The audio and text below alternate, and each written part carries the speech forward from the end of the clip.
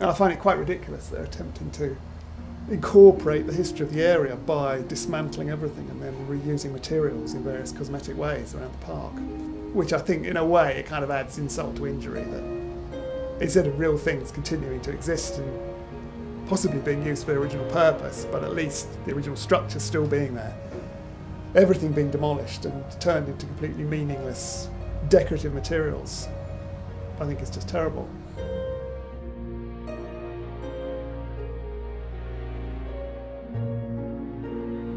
Somebody on the Future Stratford website, before the Olympics business started, they asked people what their favourite parts were of Stratford. And I remember reading that somebody had said that Carpenter's Road, the industrial area on Carpenter's Road, was their favourite place in Stratford. And I think a few years later that had almost all been demolished. And it's very interesting that I think for quite a lot of people, that was an area which they really liked, and yet it's been presented as an area of no value.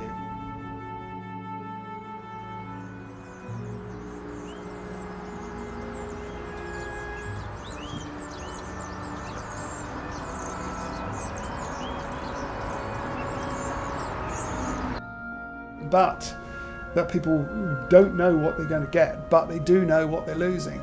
And I think eventually that's what it comes down to, that people are trading the things which they know and enjoy and are attached to right now. They're trading those for things that are nothing more than promises, and when they materialise may be completely different from the way they were presented. Examined many of the plots and confirmed that it was constructed incorrectly, that there was problems with the type of soil used, and the fact that it was compacted by construction machinery.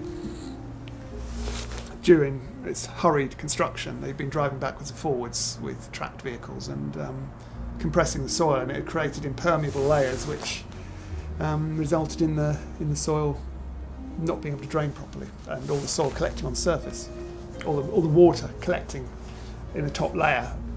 So you ended up with this mud. As regards the Olympic site generally,